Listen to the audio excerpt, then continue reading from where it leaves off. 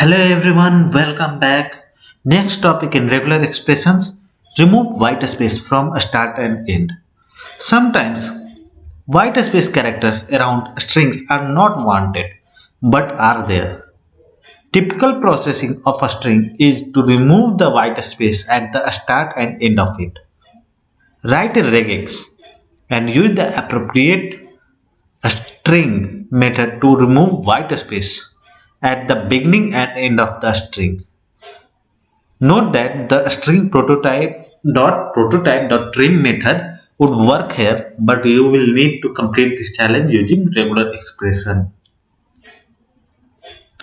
So in this case, write a regex and use the appropriate string method to remove white space at the beginning and end of the string.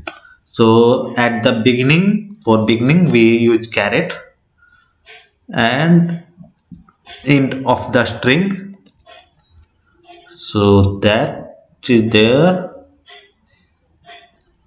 we have to search for a white space at the beginning or white space at the end,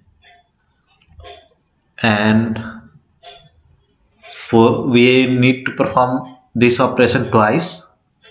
So we can use G for repeated pattern check, and we will need to use replace here so that the